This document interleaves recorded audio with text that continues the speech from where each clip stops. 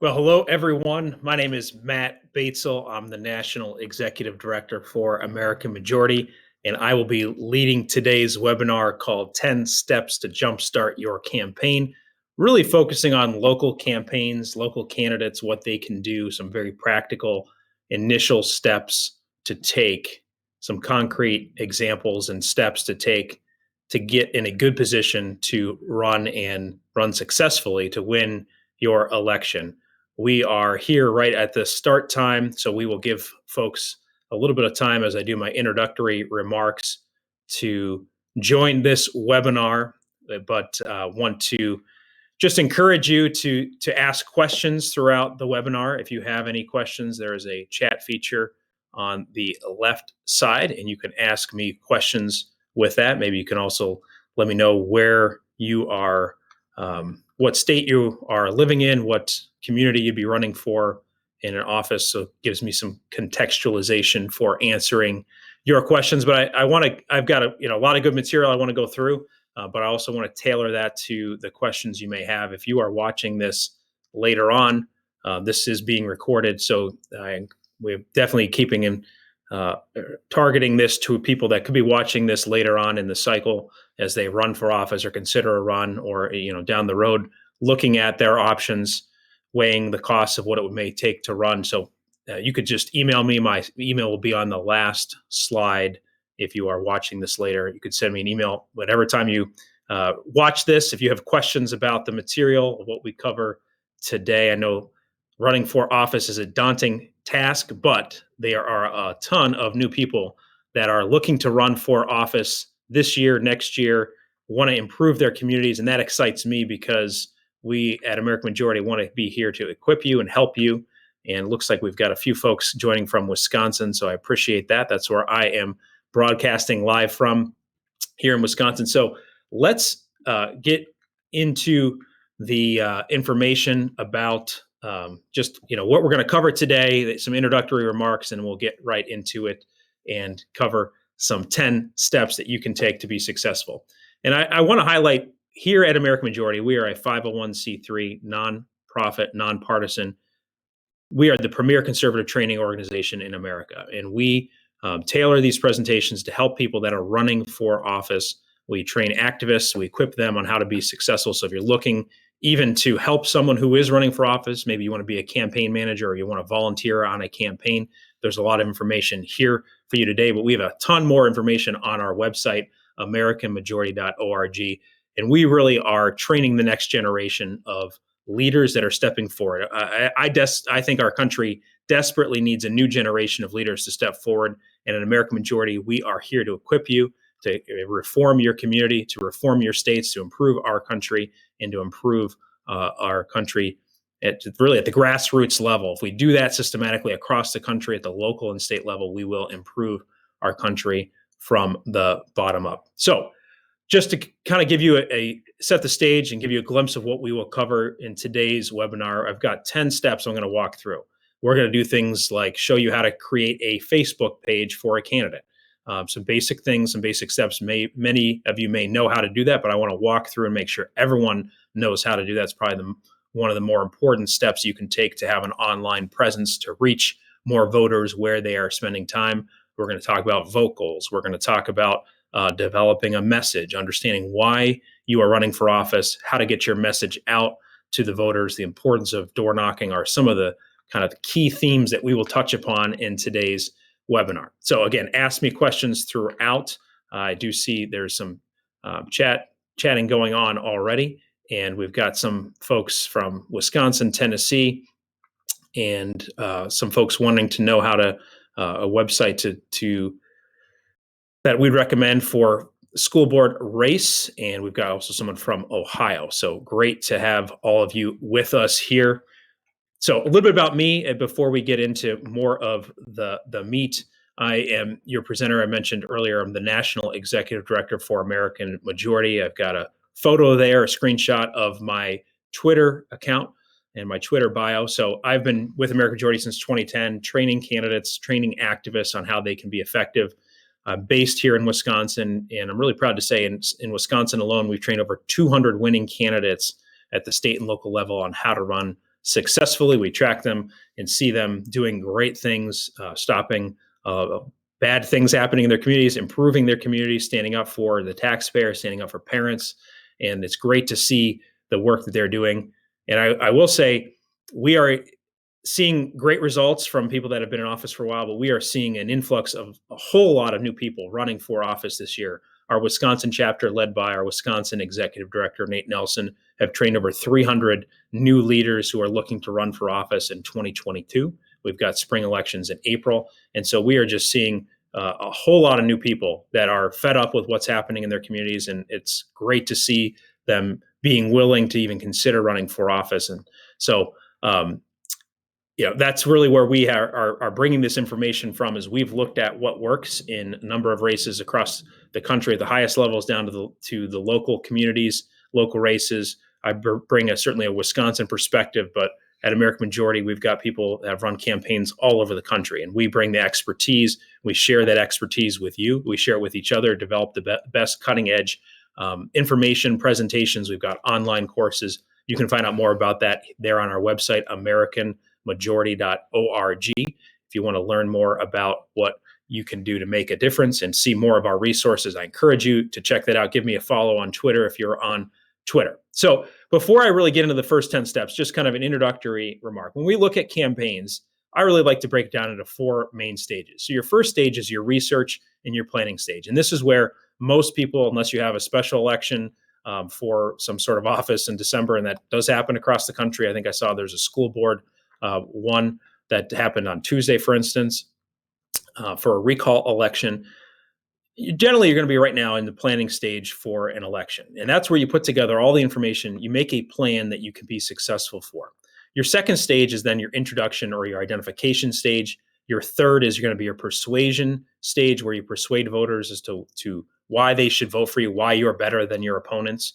And some of you running for local office may be running in a primary. You may be running against a number of different candidates. You may need to stand out from the rest of the field. And so you may need to even get through to the general election. How do you do that? You still have to persuade the voters that you are the best option for them. And then the last stage is going to be turnout, what you can do to turn out voters and get your people to the polls so that they vote for you and they understand what they can do to make a difference.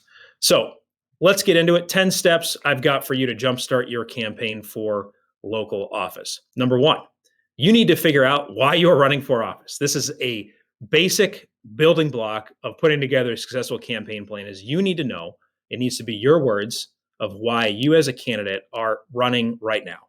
Why is it that you are motivated to get off the sidelines and into the game to be able to run to represent your community? You're asking for their vote. You're asking for people to support you in numerous ways, financially, to volunteer for you. You need to have a good, authentic reasons for why you are running for office. And this really should be your story, your story in the community, what you've done in that community, what you've done in your life. Maybe it's been in other places. And, depending on where you're running for office, this may be the length of time that you've been in the community, the different places where you've served, the PTA meetings you've gone to.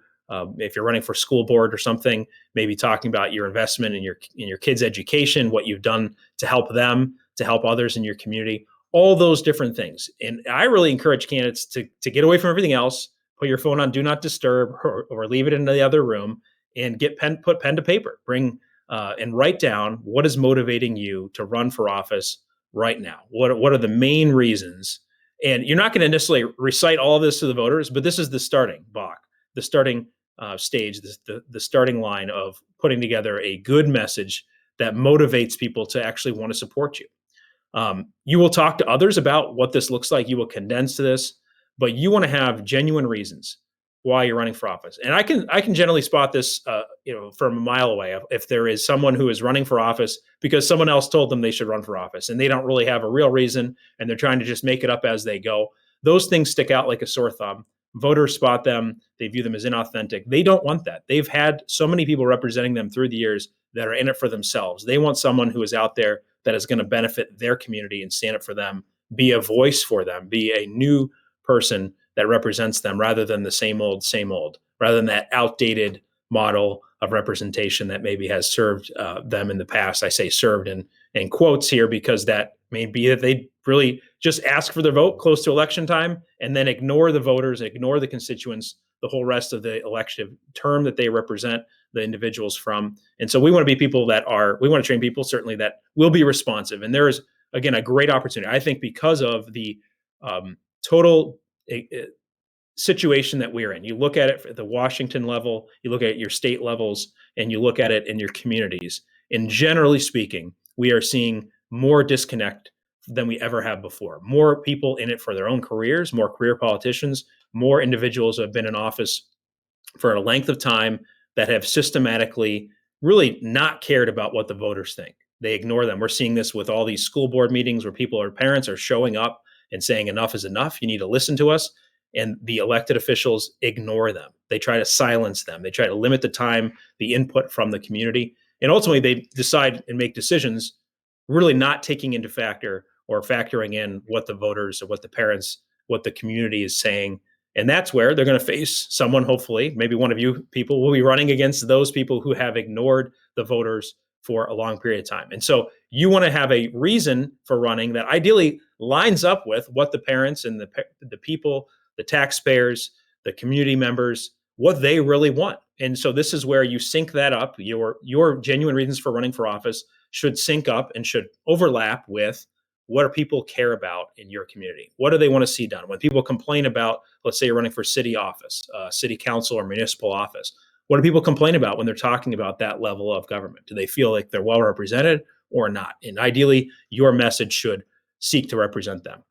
So you write out why you're running for office. That becomes your message. That is the starting point for developing a message for why you are running for office. That goes into your initial press release announcing your run for office. You'll be telling your story to people as you knock on their door and ask for their nomination signatures. You'll talk to people about that message on your literature pieces, on all of your advertisements, on your palm card. All that starts with developing that initial message of why you are running for office.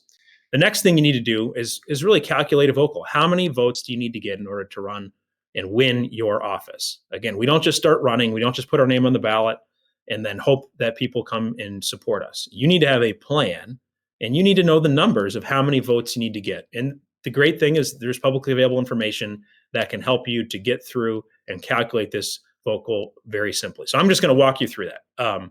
You will need to figure out a lot of different things. The vocal, we've got this vocal worksheet at American Majority. I'm going to walk you through what that looks like here, but you can figure out what it takes to run for office. And so the first step is to project the turnout. You're looking at the percentage turnout in the last three similar elections. And we talk about the last three similar elections. By that, we mean if you are running in, let's say, April of 2022, you would look at April of 2020, April of 2018, if those things are similar elections.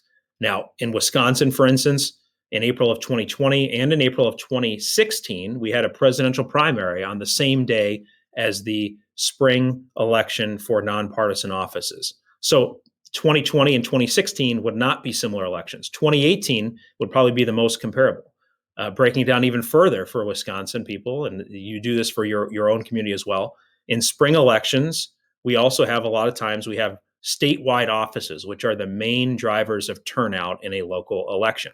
And so in 2022, we do not have a statewide Supreme Court race in Wisconsin, and we also do not have a statewide superintendent race, the DPI superintendent, which we did have in some of the prior cycles. And so since there is no statewide turnout driver, you need to discount some of your turnout numbers. But so I would look at 2017 and 2018 as the two key similar type elections for Wisconsin, for instance. And even going back further, you can look at what the turnout is. So, okay, let's say your turnout averages of the last three similar elections is 30%, 40%, and 35%. So that averages out to 35% is your turnout. And again, this is the number of registered voters that are eligible to cast a vote at the polls, of the percentage of those that actually turn out as our percent turnout. You multiply that number by the current number of registered voters. And so this projects the turnout of how many people you think will actually go vote at the polls on election day. And just to keep it simple for my basic math here is if you have 10,000 registered voters in your community, in your district, and you need to know, again, if you're running for a district and there's district lines, it would be in that specific district. Some communities you may run for school board or you may run for common council and you have a district line and you do not represent the whole city. Other communities, you may represent the whole city or have a citywide office. And so again, you do the numbers for that district that you are seeking to represent, those that could vote for you. And let's say there's 10,000 registered voters, let's say 35% turnout. That means you're projecting that 3,500 people are likely to vote in the election for which you are running. And the step 2 of that is you set your goals off of that. So you have projected turnout, you divide that by 2, and you add 1 to that number, and that gives you your win number of how many. So let's say 3,500, that's 1,750. When you divide that by 2, so 1,751. If 3,500 people turn out to vote and you get 1,751, you win.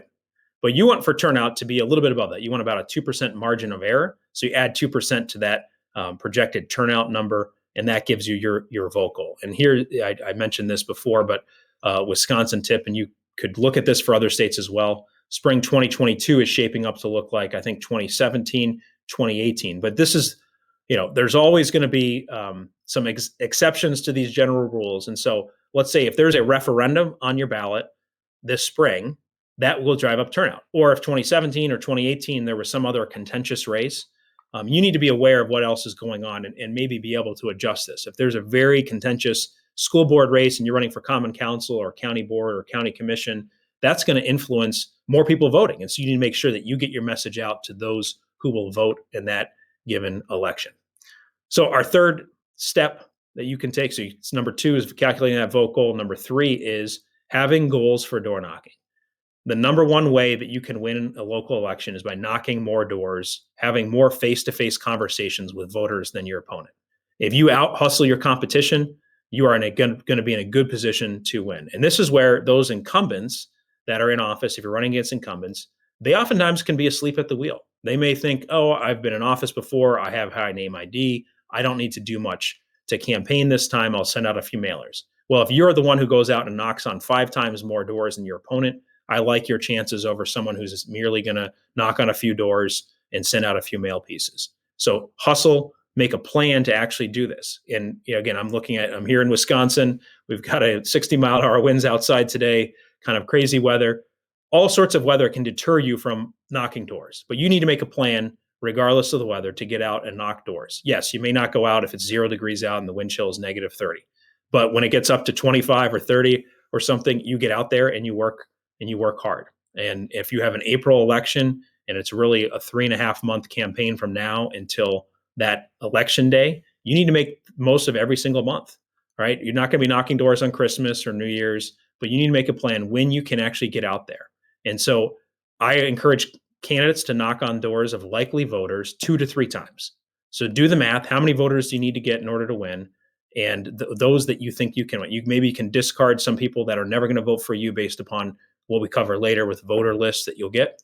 But you could probably knock on 25 doors per hour, maybe 20, depending on how long the conversations are. But you don't want to have too lengthy of a conversation at the door. And we see studies confirm that the number 1 way to win elections is by door knocking. I have one up there, 1 out of every 14 doors you knock. Studies have showed time and time again that you pick up a vote for being able to have that. And so the tip here is door knocks are much more effective than literature drops. Literature drops are when you merely leave literature at someone's door. It could be a door hanger. It could be an oversized literature piece that you squeeze underneath their doormat, whatever it may be. It's so much better if you actually try to talk to those voters. And if you aren't able to talk to them, leave a personal note. Sorry, I missed you. Put a Post-it note on that. Leave that behind. Here's my phone number, or here's my email if you have any questions about why I'm running, but I want to represent you. Something short that you can easily write on Post-it notes even before you get out that you can leave at someone's door. But if you are out there in the community, you actually are trying to talk to voters. It shows that you are someone who is trying to listen, who's trying to be in touch with the community, represent the community well by listening to them, asking them what they care about, asking what issues are the most important to them, and then delivering a message to them about why you would best represent them. Step 4 may seem obvious, but every single cycle we have people that are all well-meaning and think about getting on the ballot, and then they miss the deadline or they don't get enough signatures, they don't follow the rules. So make sure you get your name on the ballot. It is so much easier to run a campaign if your name is on the ballot. We do not need to be running write-in campaigns unless there's some major emergency. And I always recommend get closer to the maximum number of signatures. I know from Wisconsin law and experience what we've dealt with people trying to get off, challenge people that are on the ballot. And the other side, if the easiest thing they can do to campaign against a challenger is disqualify your nomination signatures and prevent you from getting on the ballot. That's the simplest way. They can look at that, see, oh, these people don't live in the district. These people live in Florida. They provide evidence to that effect. The burden of proof is on them, the challenger. But if they do that, they kick you off the ballot. They are running basically unopposed and are going to run circles around you if you try to run a write-in campaign if you don't get on the ballot. So know the rules, follow the rules, talk to those that have run before. Know that the deadlines, turn them in before the deadline. Don't wait till the last minute. I've heard horror stories of, doors being locked. We have had ballot access issues here where there's different times listed, and in a COVID era too, what times are their offices open? Call them and ask, confirm, and schedule an appointment for when you will drop off your signatures, and then do it, follow through, make sure you get your name on the ballot. Step 5 is have a plan for fundraising. As I mentioned before, this election cycle this year, 2022, is shaping up to be a great year for those that are challenging the status quo. And so there are more donors, I would say, as well, more community members that are concerned about the direction of their schools, of their common council, their county leadership, and so on and so forth. And so if you can deliver a message to donors, maybe people that have never given to local campaigns before, about why you would change directions, why you would be a better representative for the people, you are going to raise money. And so understand that there are greater opportunities to raise money in this given year, this election cycle, than I think there have been for local candidates in prior comparable election cycles. So take advantage of that. And the first step in doing a fundraising goal is figure out, what do you need to do to get your message out to the voters? Understanding that name ID is oftentimes going to be one of the most important things in a local race. It's basically, how popular are you? When people go in to vote, a lot of times they see names on a ballot. They do not know both names of people that are running maybe for the same seat for local office. So you have to have a campaign that tells them who you are, tells them what you've done through your mailers, through your literature, your yard signs, your website, your Facebook, all the things that you do in the course of the campaign, all the advertisements you're going to pay for. Those are geared toward raising that name ID. And so you need to figure out a way to get that message out to the voters, and you need money to be able to do that. So add up the cost of palm cards, yard signs, mail pieces, online ads, etc., to be able to get your message out to the voters. That's what you start with. How much money can you personally contribute? And this could be loaning to the campaign. Maybe you need to get the first, mailer out. Maybe you need to get your yard signs out, or first few costs, get the website design nailed down that you would have. And maybe you decide to loan that, or maybe you decide that it's so important that you're going to do this yourself and front the first initial costs and not actually get that paid back. But either way is fine, but figure out and talk to if you're married, talk to your spouse about what that amount should be. Don't try to have that conversation down the road where if we just contribute this much more money, we're going to win. You need to have that conversation early in the process. So some things to consider. In this cycle, donors are looking for viable candidates who are fresh faces for their communities. So how will you stand out to donors? Think about, again, your message, why you're running, what issues are most important, right? We can see the most issue, what people care about based upon what's going on, in their community. We'll talk about voter lists later and what information you can get from that. But you need to figure out a way that why you're different, why you're viable. And again, a good plan that shows that you've calculated the vote goal, you've developed a good message, you have a get out the vote plan. Again, the steps that we're walking through today are what donors are going to look at to see if you are worthy of basically being invested in, whether they think you can actually win your office. And so show them that you've done the work, you've done the homework, you've created a plan to be successful. Much of fundraising and local campaigns is really just getting community leaders to buy in, to be a part of your team, to be counted. So think of it as another way. You're asking people to support you in numerous ways throughout the course of a local campaign. Some you're asking to give money, some you're asking to volunteer, and you're asking everyone you talk to vote for you that can vote for you. And so asking for money is really another way of asking for people to help you to be successful. And there's a lot of people that for one reason or another cannot run for office, are not able to run for office this cycle. And they want to find vehicles. They want to find people that can represent them, that will help them to be successful. Find out the perennial donors. These are people that are always looking to support people that are running in their community. figure out who they are. Maybe it's folks that generally are giving money towards state legislative races or statewide races, but they realize how important it is to stand up and have good people running in their community, and they're going to find out who you are. They may reach out to you. It starts with people that you already know. Ask friends and family first and build out from there. Always be asking individuals that are supporting your campaign, hey, do you know of other people who would be interested in supporting this campaign? Would you be able to provide an introduction? Would you be able to provide contact information? Can I use your name when I reach out to them? And those referrals will go a long way to you being able to raise the money you need to raise to get that message out. And as you're doing this, you really are also asking for endorsements. You may not realize that, but if you get your local banker, or a local realtor, or someone that's in maybe an elected office to give money to your campaign, confirm with them that they actually are endorsing you. Ask if you can use their name in as you go door to door, or on your literature, or on your website, or in a press release, to show that you have momentum, that you are getting support across the community, across all different sectors, or industry leaders, all different community leaders are coming and rallying to your side. That's an important thing that can show viability, that can show that you have momentum. So make sure that you get a plan for fundraising. And an extension of getting people to give you money is finding others who can help you in other ways. So step 6 is finding the people who can help. And this starts, again, with people that are closest to you. You need to put together a kitchen cabinet. We use that term in campaigns to talk about those that would really get together and be the main advisors for your campaign. They should know you well. They should know the community. Some people may be there because they've run in for office before, or they've been involved in campaigns before. And you put that team together, your closest advisors. So whenever you get attacked, or when you put out your first campaign plan or your announcement, they're the ones who are going to really get into the information, dive in, and seek to help you the most. Sometimes they may be able to provide more perspective, other times less. But you want to have a good group of your closest advisors who can help you. And so as you really even weigh running for office, some of you may be thinking about this, who figure out who are the key people that you'd want to have on your team helping you, and ask them if they think you should run, and ask them if they'd be willing to be part of your kitchen cabinet and be a close advisor. And this, we're not talking about a dozen people. It could be on larger campaigns. We're really talking about, a handful to, 5 to 10 individuals that could really be the closest advisors that help you to stay authentic, help you to really raise your name ID, can really help you to ground you when different things come in the course of the campaign. And so be prepared for this. You're also going to need a lot of volunteers. And again, this starts with people you already know, but with all of the interest in local government and new leaders, and seeing what's happened across the country with cities being destroyed, cities burning, efforts to defund. I could go through all of the different issues, but there is so much more emphasis on local government.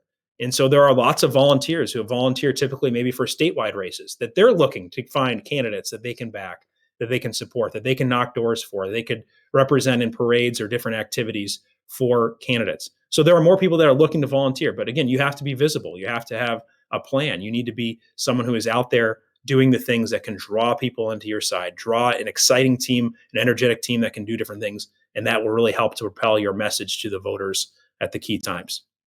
And then step 7 is knowing your district, researching your district, and having a plan that capitalizes on this. You need to know, again, are you in a community where people are moving in? There's, let's say, Mequon-Thiensville School District, for instance, is a northern suburb of Milwaukee. And it's a school district. A lot of people move to that school district because of the good schools.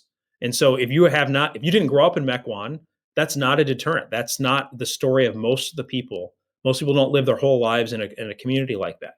Versus another community, maybe Sheboygan or maybe Fond du Lac, maybe many of the people that live there grew up there. Or smaller towns, you're going to have more of that, where people that they want to vote for, or they want to really find someone that they can support that's really tied into the community, that's been there for a while. And some of this is the name ID, that familiar names of what your other family members have done is going to help you. You don't need to be deterred if you don't have good name ID in a community like that, but you need to have a plan for how you are going to deliver a message that resonates with the community members in that community, what they are looking for. And this you can figure out by watching the school board meetings, watching the common council meetings, reading letters to the editor. What are people complaining about? What are they talking about? Talk to those who have previously run in that district, whether they've run for that office or another office, to understand the voting habits, behaviors of the community. find those that have helped with campaigns in the district in the past. Find people that are familiar with the district's politics. Again, if people are looking for, who are some of the influential people that you should seek out endorsements from, and who are the other leaders in the community that you should talk to, whether they endorse or not, just to get perspective. Who are the major employers?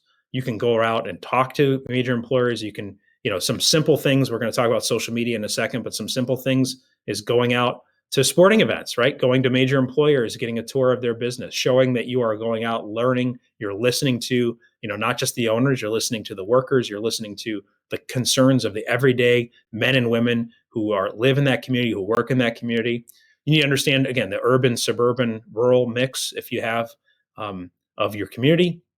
Who are the active political groups? And again, this ties into some of the different points that we have there, but do the research. Are there groups that have newly formed in not just the partisan groups, right? Certainly you want to get support from your partisan county party, for instance, or statewide, or maybe a regional group, a congressional district group that maybe has ideological concerns. But there are so many new groups that have popped up since we've seen such an overreach from local government officials. That's obviously why a lot of people may be running for office, but there are so many groups that got organized on social media that do events outside of social media, real life events, those sorts of things. Who are those active political groups? What are they doing? Can they help you with your campaign? Can you go and attend those meetings? Hopefully you've already been involved with some of those in the past. If you haven't, see if you know people that are involved with them and have them be spokesperson or an introduction, and someone who can introduce you to the rest of the group and can really share your information, really vouch for you and really help you to get the support that you need. But you need to know, and who are those groups? Who are the people that can help? And so pro tip is ask new groups to share your Facebook page or website, right? This would be an example of integrating a few of these different points. But if there are new groups, there are new people, there's new energy that's out there, you want to be able to work with those people and show them how you can help them accomplish their goals by you getting elected to office, by pushing back against the government overreach or the mandates that have come out that they're opposing. And so this does tie into your social media, right? Your online presence. There are going to be a lot of people that look for information online to find out about who is running, and they look and see, they do searches on Google or other search websites that are out there, search engines. They may just search in Facebook. They may search in YouTube. What are they going to find, right? And you need to think about shaping this in a way that makes them want to support you, makes it easy for them to volunteer or get involved, find out more information, sign up for your email list, stay in touch with what you're doing. And so think about ways you can use online presence to be able to further your campaign. And I recommend, so the basic for all levels of office, create a Facebook page, have a website, which could be your Facebook page if that's all you do, and use Facebook groups effectively. Those are kind of some of the key tools that are out there. Twitter, there's all these other TikTok, there's Instagram, there's other platforms out there. I recommend only using them if you know that there are a lot of people in your district that you would represent that are on those, and you already have familiarity with how to use those effectively, right? You shouldn't be looking to, be representing 500 people, but have the largest TikTok local candidate per followers or most views and go viral. And certainly that would help your candidacy if you could do something in a positive way that goes viral, right? When we say go viral, that can also be a negative. So think through where you really want to spend your time. And again, focusing on face-to-face communications with voters is the best way to do it. Social media is not a silver bullet. You cannot solely campaign on social media. There's a lot of candidates that try to do that every single election cycle. They almost always lose unless they had some sort of high name ID before that. And so just understand, you need to actually go have real conversations with voters. This is a way to supplement that and reinforce that, highlight some of the things that you are hearing on the doors through your social media. And the key thing here is on social media is you need to find something relevant to say, right? You need to be sharing content that is going to be something that people can read about, they can engage with, they can ideally see. And this is part of it. If you are concerned about that, you haven't done this stuff before, again, we'll walk you through how to get things set up. But find someone reliable who can manage those accounts. Find someone who has the familiarity with these things that can help you. You do not need to spend all your time learning how to do all these different things. So some tips for what you should share: give campaign event updates, share behind the scenes content. Really, this is one of the best ways to show the candidate as a real person, to the voters that you're out there. Show you listening to people talking to you. It shouldn't just be you up there talking to voters. If you are someone who is trying to represent a community and really get votes from people that feel like they're not being listened to, that the elected officials are ignoring them, that they are really being silenced, or voices not being heard, be someone who actively is a listener and show that through your social media, right? The key thing here is show, don't tell. Now, let me just take a look at some of the questions we have. As you can see, we talk about, yeah, Dan makes a good point. There's a lot of We the People parent groups that want to support conservative candidates. He's predicting that Waukesha school board race will be the Loudoun County of Virginia. And I got a question from Jacob. Who would you count volunteers for candidates door knocking in the school? So very good question, going back a little bit, but I want to just highlight these things, and we'll try to answer all the questions at the end. But as we think through some of these things, for your volunteers and your door knocking, the best door knock is going to be from the candidate to the community. If you're representing, let's say, a city like Phoenix or a city like Columbus, and you're running citywide, you are going to need volunteers. You will not be able to knock on all the doors of the voters who will turn out in a local race. You're going to need an army of volunteers to help you. You still want to knock doors as much as you can, but make a realistic goal. If you're running for, let's say, a city community with 1,500 people that are going to vote, you can knock on those doors 3 times between now and election day, whether it be 3.5 months, 6 months, whenever the election may be. Make a plan to be able to do that. You can have volunteers to supplement that, really, especially with Get Out the Vote is probably the best time to have volunteers helping with your door knocking efforts. But good question. All right, so online presence. My number one rule is no ghost towns with this. Again, you can find people that can help as people are looking to volunteer, but you need to make sure that you have, you have information, relevant information. You're sharing that consistently. So let me just walk you through how to create a Facebook page. Again, some of the basics, but it's important. And I know we've done training recently. My last training, the people that came had not created a Facebook page. They asked me to just put this together. So here it is. I'm sharing it with you as well. So here's what it looks like when you go to create a Facebook page on Facebook. You have to fill in information, your page name. You want to have a good page name. You put the category of political candidate. And then you put a description. This should be, a 1 to 2 sentence story of who you are. So I just made this Matt Batesel for village trustee. I'm not running for village trustee. I'm not making any announcements, but I wanted to use this as an example of what it would look like. And so I would maybe you'd put something, Matt is a longtime community member who wants to be a new voice for the village of Cedar Grove. I put that in the description here. You see there's different information that you'll fill in later, but that's what the first page looks like on my Facebook page when I went to create this the other day. Then you'll need to upload some photos. And so 2 key photos that you need to have for your campaign. One is a profile picture. Your other is your cover photo. And this is what goes on your Facebook page. You would use this also probably on your website, on your campaign literature. And make sure that this, it could be a family photo. A cover photo could be a photo of you, in a parade, or it could be a cover photo of you in the community on the main street. Could just be a photo of your community, right? The city skyline, or could be something like that. But you want to have 2 good quality photos that really highlight who you are, that you're a member of the community, maybe shows you serving in some way at the food kitchen or food pantry, or, cutting down Christmas trees for kids or young families or whatever it may be. Use something like that to really highlight and show. Again, with social media, we're showing, we're not just telling, we're not just writing a bunch of words that no one will read because they just want to see what's happening on social media. So show them. And then on the right side, I actually updated this with an old photo and the Amish for Trump example there. This would be for your page, right? You want to create a good username is another important thing. And so your username is what people would type in. It should be easy to find. You put in more information.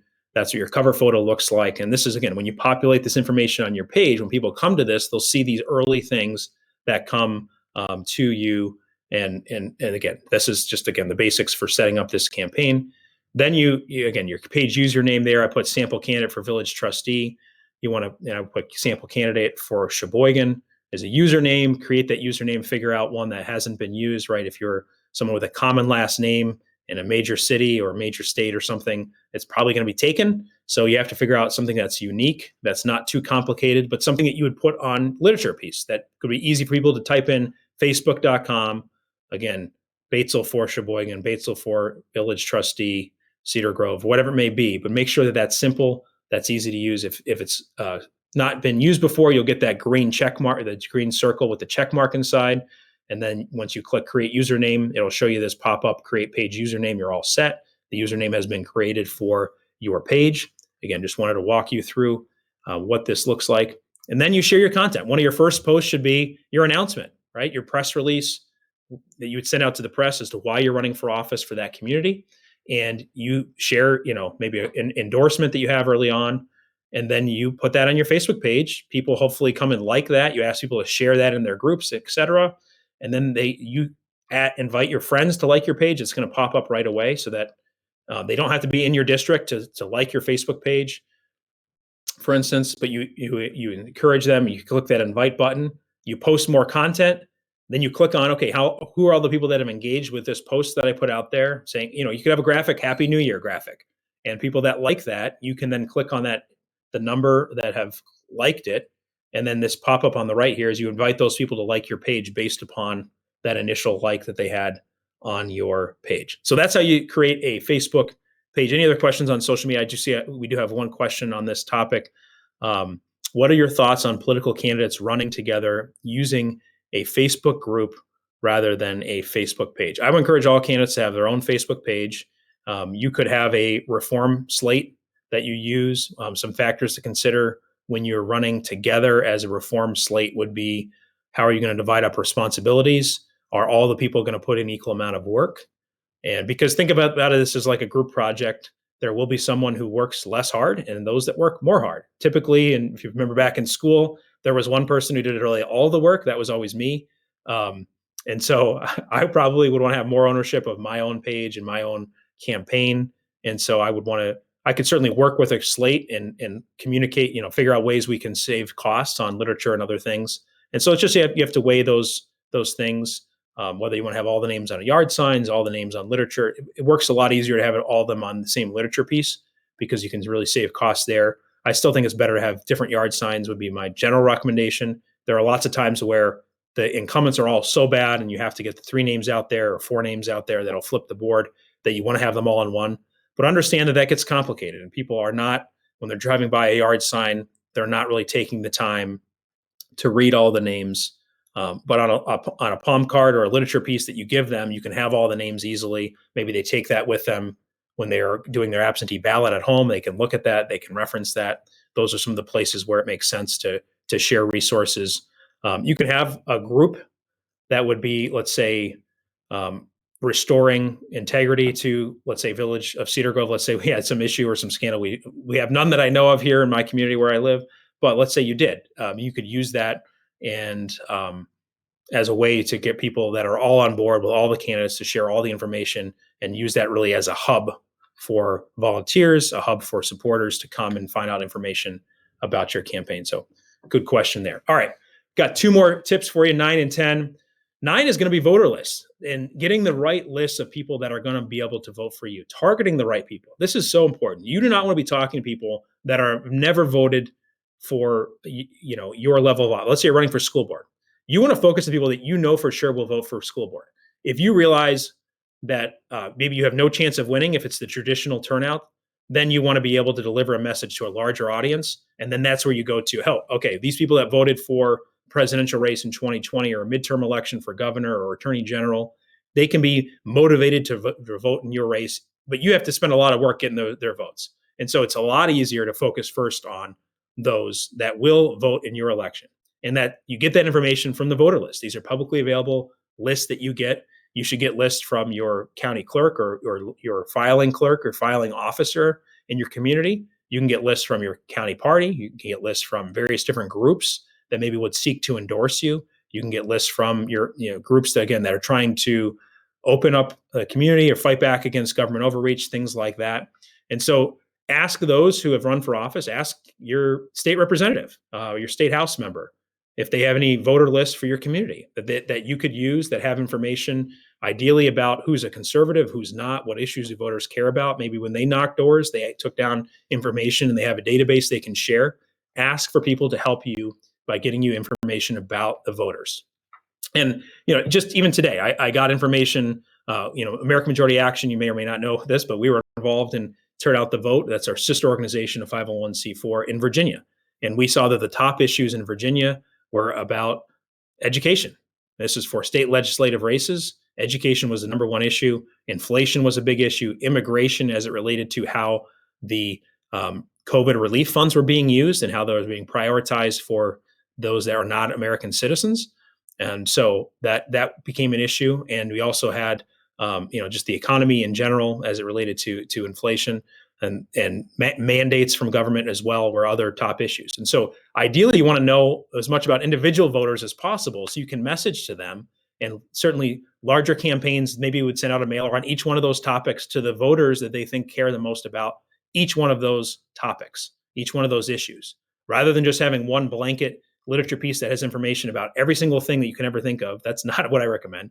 You want to have lists that tell you, okay, here's what we should talk to these voters about. Just like when you go door to door, when you talk to voters face to face, you want to talk about what you have in common with them, not what you have that you disagree with them on, right? Focus on commonalities. Good lists can help you to find the commonalities you have with individual voters. And in a lot of communities where you maybe are running as a conservative and it votes conservative, statewide races, congressional races, state house races, but maybe your local city council or school board are not conservative, right? This is the great opportunity you have to deliver that message and know you can probably be very aggressive in your messaging based upon the list that you're able to get, based upon knowing the district and knowing how they vote. So the more you know about your voters, the easier it'll be for them to get them to vote for you. So focus on voters, again, who are going to vote in your election.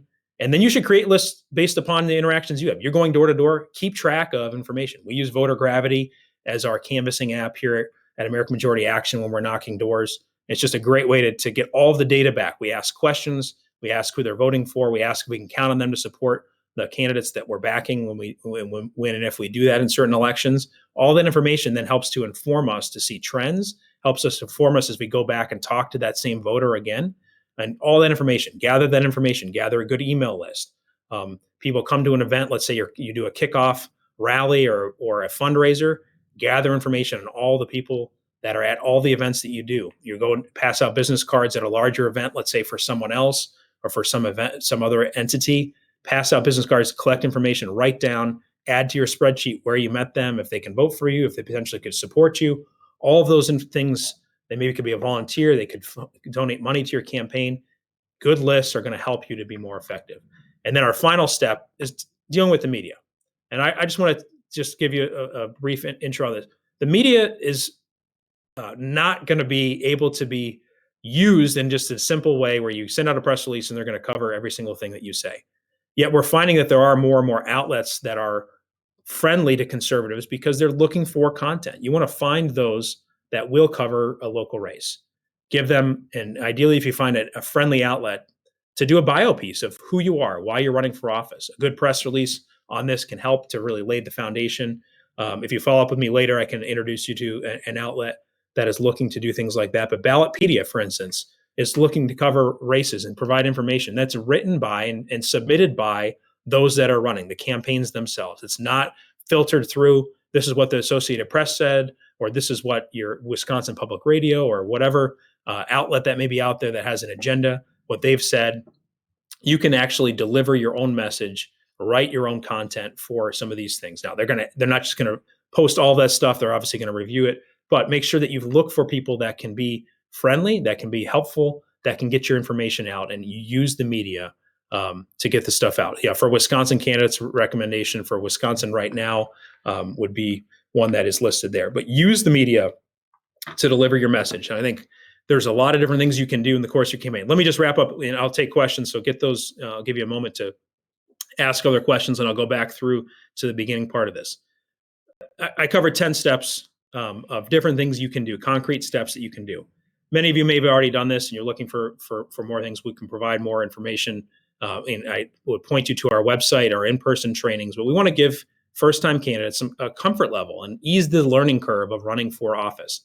These are things that are very easy to do. It takes a little bit of work. It takes talking and getting out of your comfort zone. You want to be talking to people you don't know. Right? You're not just going out there and talking to people you do know. You're going out, you're meeting new people that can vote for you, that can support you. You want to use all of these tools at your disposal. There's a lot more beyond these initial 10, but this is a concrete way. You take these first 10 steps, you get your vote goal, you develop a message, you understand the district, you research the district, you have good voter lists, you work a plan with the media, you fundraise, all these different things, you add them up. You're going to be in a very good spot to run a competitive campaign. You plan the work for knocking doors. You plan when you can do these things.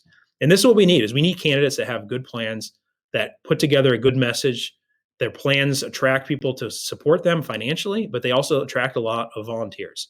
And again, I've said this, I maybe sound like a broken record, but this is the best cycle that I have seen shaping up for conservative candidates, those that are looking for representing the people, that will actually listen to the people's concerns.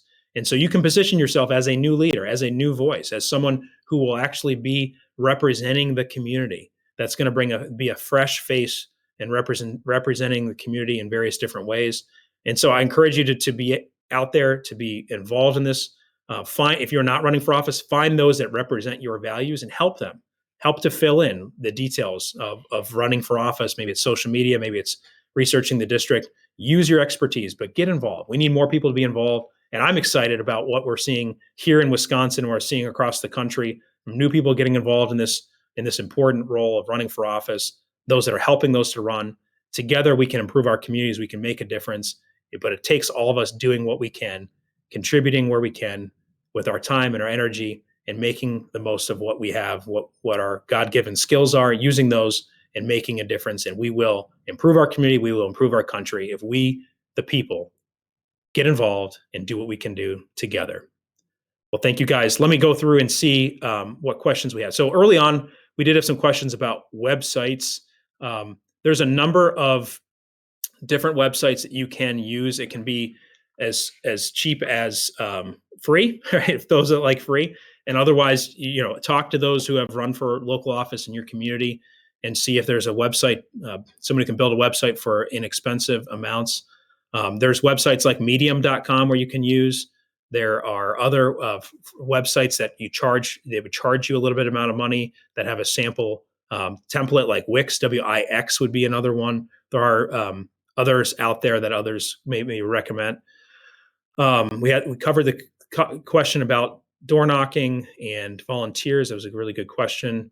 Good question about political candidates running together. And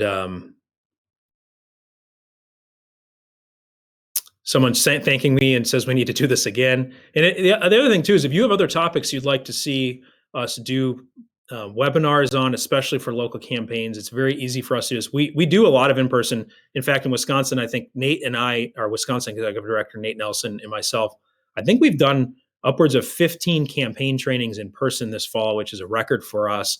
It just shows the interest that we have in these various communities. I know we have one in the new year, at least 2 on the calendar, one in Waukesha, one in Wauwatosa, and we have interest in some other communities as well. But it's a matter of scheduling and getting all those things lined up. Any tips for conservative candidates running in a very politically mixed or Democrat-lean areas? Yeah, and very good question there. And this is where you need to make sure that you understand the associations. And this is where if you're running in a mixed area or a left-leaning area, you really don't want to be, I'm talking about for nonpartisan races, you do not want to be known as the candidate based upon your political party on the right. And so you need to make sure that the ties that you have to them are not, the only things you have. So you would seek out people that are of different political persuasions to endorse you, would be a big thing, that would support you. Maybe through doing door knocking, that would allow you to talk to their groups, and you have to build out from there. The other big thing is you need to figure out, is there a way that you can motivate more people that support your types of candidates for presidential level or congressional level to turn out to vote in an April election that don't always do that. And so that's, again, it's a harder thing. The campaign should singularly be most focused on those that will vote in a spring election. But the best strategy for an area where you can't just count on those voters is you go and look at, okay, who are the people that have voted maybe in an August primary or a partisan primary or in the presidential primary election, that we can reach with our message that we think are identified as conservative or lean our way. And then you deliver a message to them. Here are the stakes here's what's at stake in this election.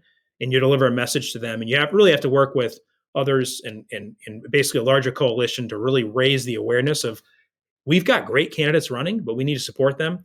But understand that it shouldn't just be you running as, a hard right candidate. And this is where, again, that tone or that style can really be the message that works.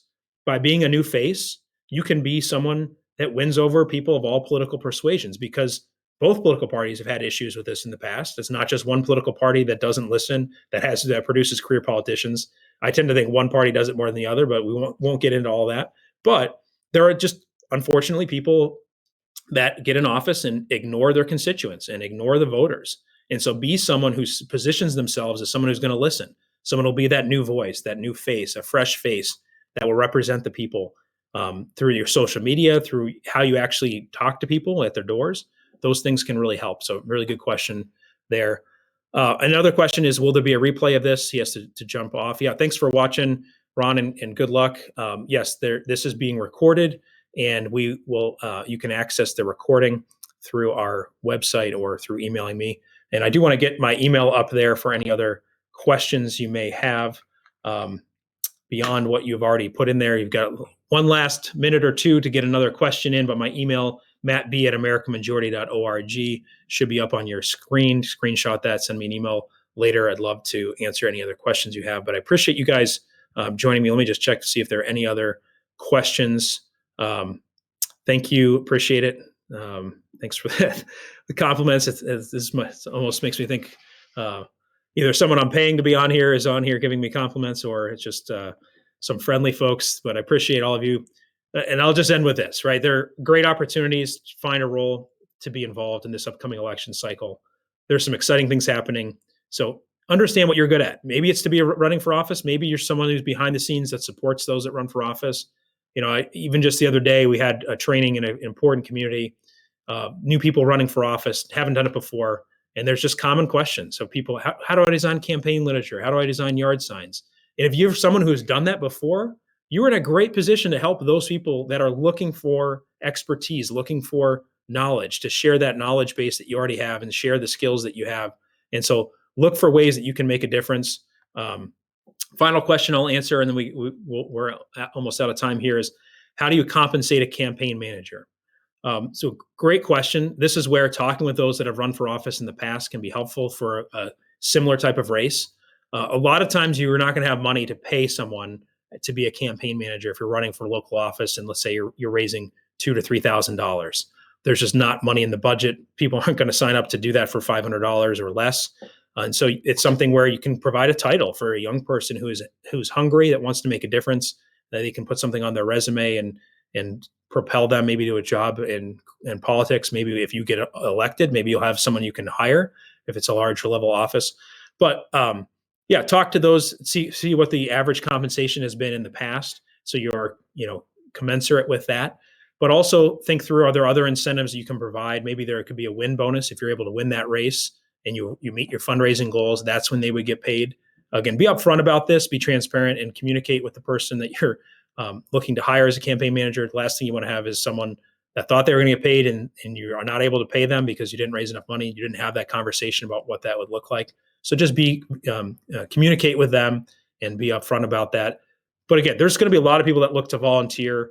And this is also where maybe just my last suggestion would be, maybe if there are a number of people running for local office in that community, maybe you can put your resources together and have someone who's going to help with 5 or 6 different races, because they can do the literature, they can do yard sign design, they can maybe do the vote goal numbers, different things like that, and they can all get paid, a flatter. Maybe if they get paid $500 by 6 different candidates, it's going to be worth their time to help out in those ways and be a helpful resource. And again, if you're maybe someone who has the volunteer skills to do those things, you can think about it that way. If you can get 10 people that you can help, you can make a difference, and you can be the one who gets them the tools and the resources that they need. Well, thank you guys so much. Again, AmericanMajority.org is our website. My email is up there, mattb@AmericanMajority.org. Look forward to chatting with any of you who are here watching this live, or those of you watch this later on. Send me an email. Would love to answer your questions. But thank you guys that are looking to make a difference, that are getting involved in this. There's so much work that we have to do to improve our country, I think, but I'm optimistic and seeing so many people stepping forward, joining with us, looking to learn these skills, getting organized in their communities to make a difference.